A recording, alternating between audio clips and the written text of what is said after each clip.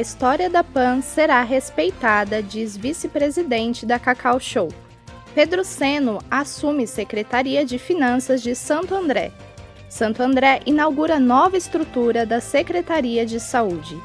CPI sobre a Susan Tour trava na Câmara de Mauá. Tarcísio envia à Assembleia Legislativa projeto de privatização da Sabesp. Redes municipais da região têm 1,2 médico a cada 1.000 habitantes. UPA no Ruge Ramos apresenta graves problemas em sua estrutura. Há um ano da eleição, Auríquio anuncia tarifa zero para o transporte municipal. Edifício Senador luta por verba para finalizar reforma em 2024.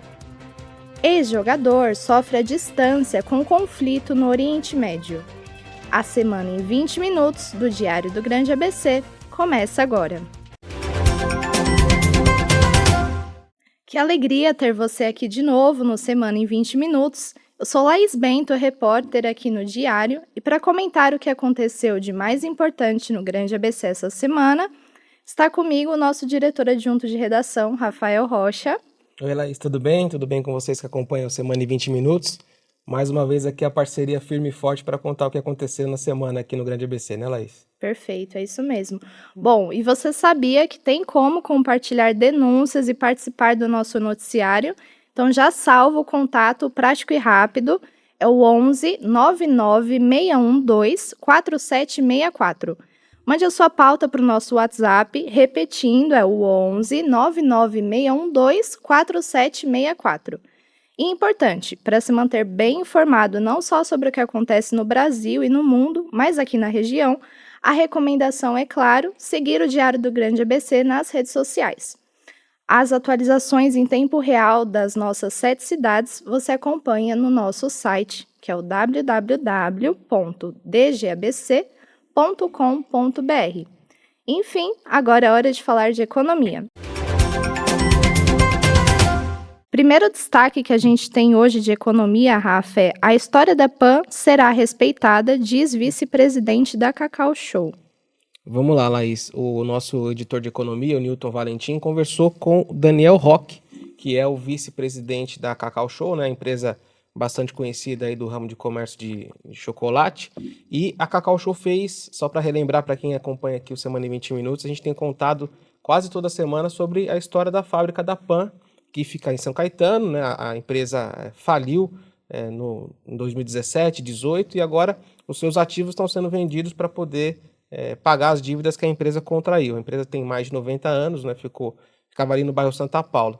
E a Cacau Show foi a que ofereceu o melhor lance. Ainda está em trâmite burocrático, judicial, se a proposta da Cacau Show vai ser homologada. Ela ofereceu 70 milhões de reais pelo terreno, um pouquinho menos de 11 mil metros quadrados. E o Daniel Roque deu algumas pistas, mas não tanto assim. Foi uma conversa bacana, mas ele não quis abrir muito o que a Cacau Show pretende fazer ali no terreno. Ele disse só que a história vai ser respeitada, como foi a manchete aí que o Newton colocou para essa conversa.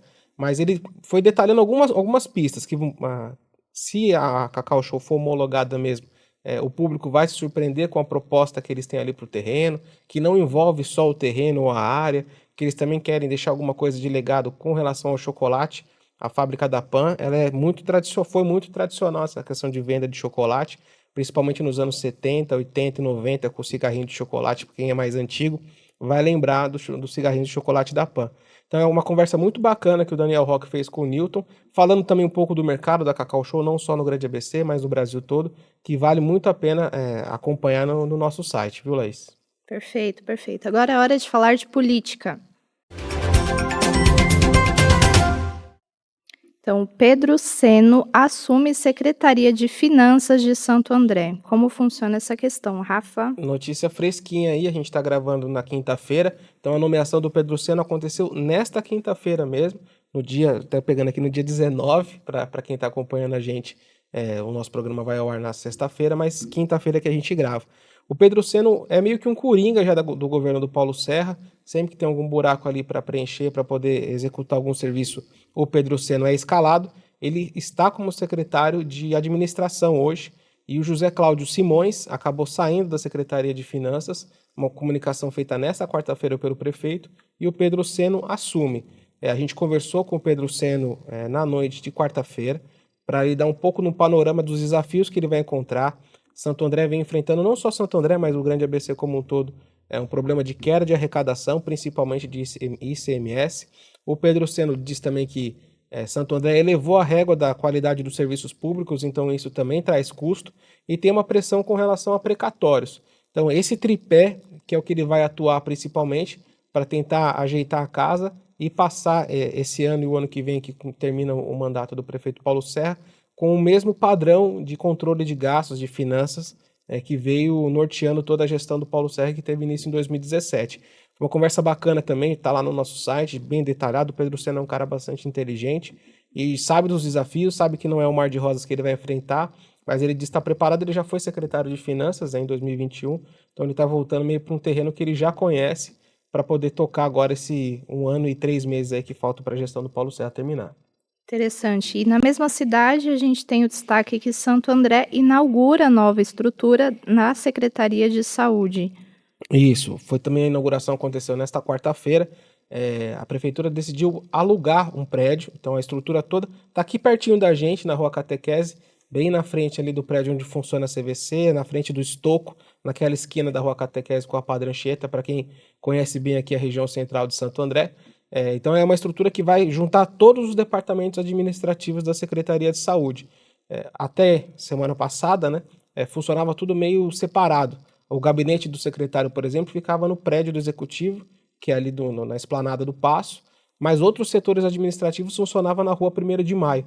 Então, quando precisava ter alguma reunião mais técnica, de detalhamento ou de afinamento mesmo das atividades, ou um setor tinha que ir para um lado ou para o outro. Esse deslocamento constante acabava atrapalhando mesmo a fluidez e a dinâmica dos trabalhos da Secretaria de Saúde, que é uma secretaria muito estratégica para o governo, tem muito problema, muita gente, muitas unidades de saúde. Então, essa perda de tempo no meio do caminho atrapalhava também o fluxo de trabalho. Então, o Gilvan Júnior, que é o secretário de Saúde de Santo André, decidiu procurar uma área que pudesse concentrar todos os setores administrativos da secretaria, e essa área que foi encontrada, esse prédio foi encontrado. A prefeitura vai desembolsar R$130 mil por mês, só para poder manter esse contrato com o prédio, mas o prefeito Paulo Serra diz que há uma economia no meio do caminho, porque para poder reformar as unidades que hoje existem, essa parte administrativa, ia passar de R$10 milhões. Então, como foi feito um acordo com o proprietário do prédio, que ele decidiu fazer as reformas para poder receber o pessoal da Secretaria de Saúde. Então, no final das contas, aí, o prefeito estima uma economia de R$6 milhões, e fora o ganho de fluxo de trabalho que vai ter todo mundo na mesma estrutura. Bom, e outra reportagem também do Arthur Rodrigues é que a CPI sobre a Suzantur trava na Câmara de Mauá. Vamos falar um pouco sobre Suzantur, estou abrindo aqui, só para trazer um panorama, né? O Diário trouxe uma reportagem na segunda-feira, relatando que a Suzantur, que é a empresa que opera o transporte coletivo em Mauá, desde que ela assumiu o contrato, isso ainda em 2014, ela nunca ofereceu o total de ônibus que está presente no contrato. Ela teria que oferecer 248 ônibus para abastecer todas as linhas. Esse número sempre varia, mas sempre para baixo, nunca para cima. Incrível, né? E na pandemia houve uma queda brusca, né? As pessoas ficaram em casa, a empresa fez um acordo com a prefeitura na época para não colocar todos os veículos na rua. Só que passou a pandemia, né? Graças a Deus a gente está voltando a ter as atividades normais, e mesmo assim a Suzantur não colocou todos os carros para rodar. Um levantamento que a CPI tem feito, né? A CPI, eu vou entrar já porque que ela está travada.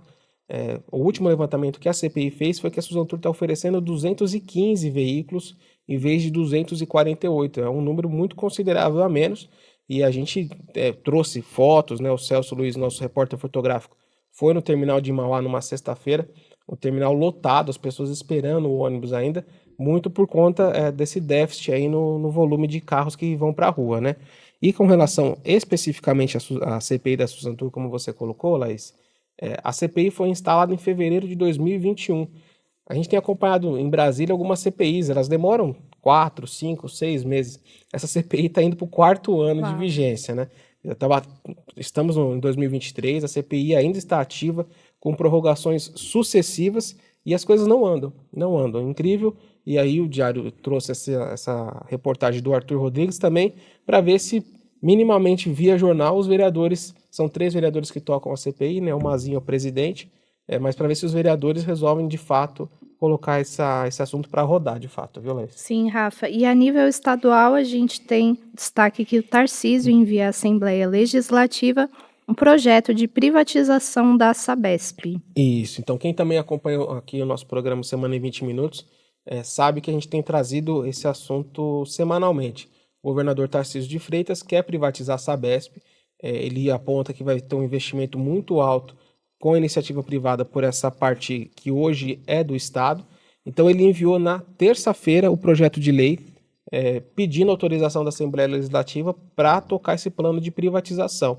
Ele fez uma entrevista coletiva, estava junto com a secretária de Meio Ambiente do Estado, Natália Rezende, para explicar alguns pontos. Segundo ele, vai haver aumento de investimento e dentro do projeto ele assegurou que também terá um limitador com o valor da tarifa. Ele garante que vai baixar o valor da tarifa quando a empresa privada assumir. Aí são trâmites, né? Então a Assembleia ela precisa aprovar, o governador sancionar, regulamentar e aí depois vai para uma oferta para o mercado. Ainda vai levar um tempo. E na própria Assembleia esse assunto já caiu lá como se imaginava, com bastante polêmica, né? Tem deputados, principalmente da bancada de oposição, já querendo fazer um movimento para barrar, obstruir as votações ainda nesse ano. Então a gente vai acompanhar agora o projeto. O fato é, o projeto chegou lá e agora os debates com os deputados teve início. Legal, as próximas pautas agora, 7 cidades. As redes municipais da região têm 1,2 médico a cada 1.000 habitantes. Vamos falar um pouco dessa proporção aí, Rafa. O Diário, essa semana, a gente tá na escalada, você trouxe aqui pra gente bastante notícia da área de saúde, né? Não à toa, essa semana foi o dia do médico, e essa notícia que você trouxe pra gente das redes municipais feitas pela Beatriz Mirelli foi justamente nesse sentido de mostrar como é que está o panorama, o número de médicos aqui do Grande ABC para o número de habitantes. Tem um padrão, não existe um padrão certo de quantos médicos precisam para cada 1.000 habitantes. O Ministério da Saúde ele segue uma orientação que tem do governo do Reino Unido, que é o padrão top com relação a médicos, que cada cidade precisaria ter 2,7 médicos por 1.000 habitantes. Então a gente vê aqui na média, como você colocou na sua chamada, 1,2 está muito abaixo. Isso são só rede pública, né? Então, a gente conversou com alguns secretários de saúde aqui do Grande ABC e eles falam que esse número aumenta quando você traz a rede privada para essa conta. O problema é que nem todo mundo tem acesso aos médicos da rede privada. Então, a gente fez um recorte do cenário público, que é um cenário de fato com muito déficit. A gente conseguiu pegar números de 4 das 7 cidades aqui do Grande ABC, 5 das 7 cidades, até para corrigir.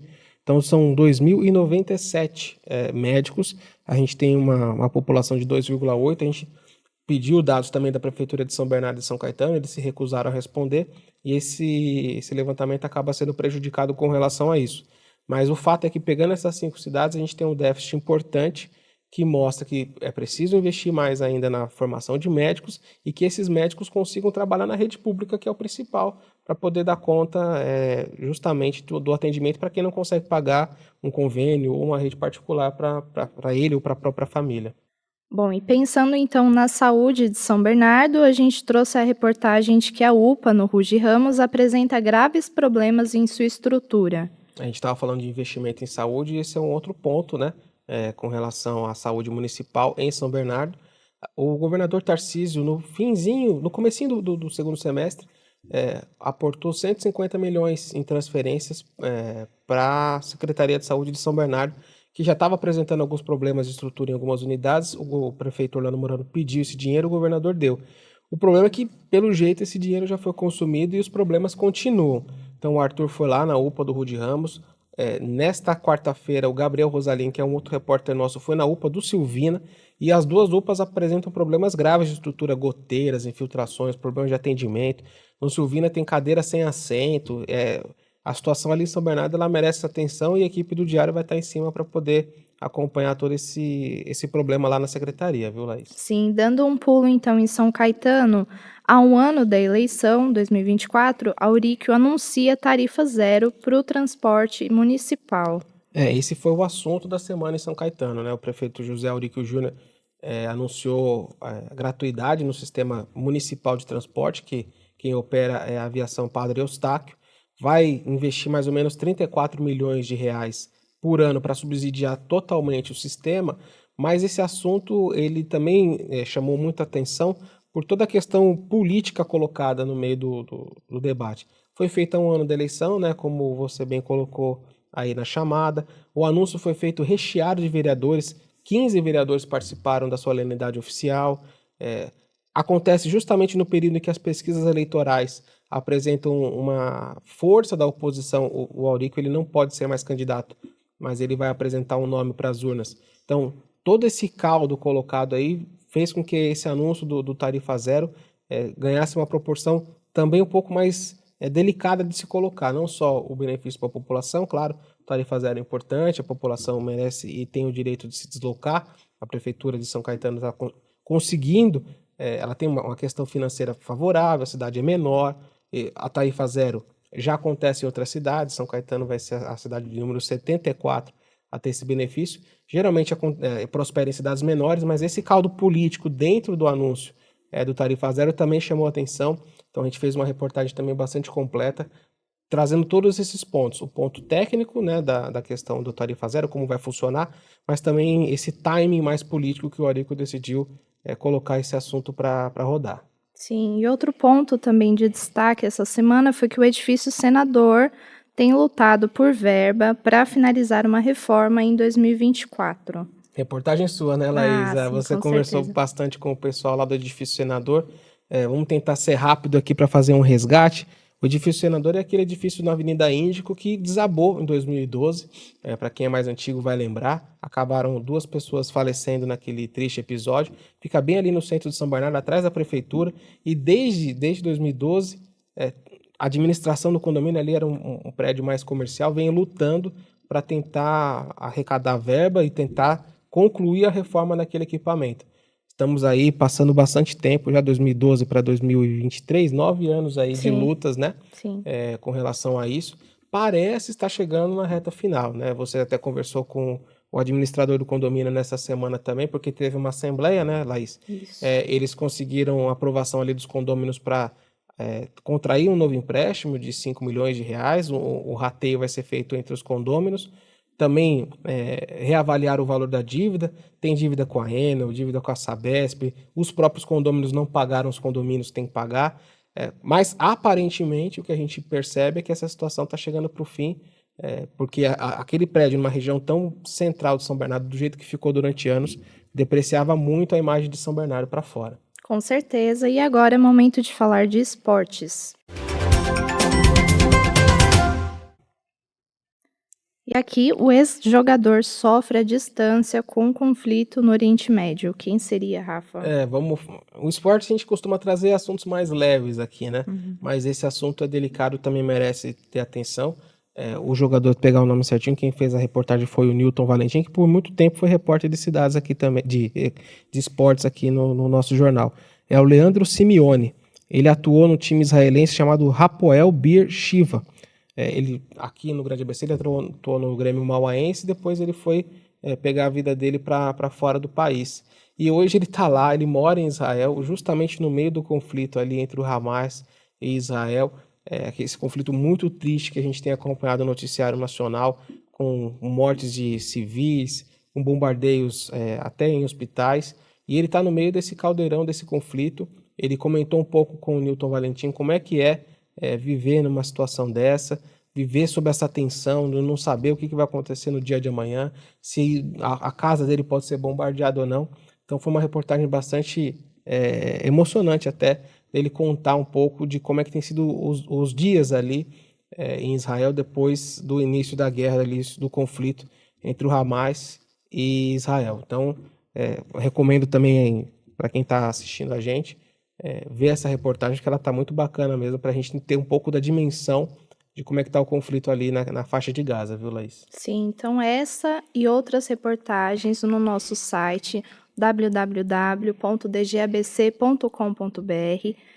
E, no mais, esse foi mais uma semana em 20 minutos, o nosso programa que volta semana que vem com as principais notícias do Grande ABC. Até o nosso próximo encontro. E, enquanto isso, você pode ficar ligado também no que acontece na região pelo nosso grupo de transmissão. Então, já aproveita para salvar e interagir no WhatsApp. É o 11 99612 4764. Então, obrigada a você pela atenção e obrigado também pela parceria, Rafa. Eu que agradeço, Laís. Até semana que vem com mais notícias aí do Grande ABC. Até logo.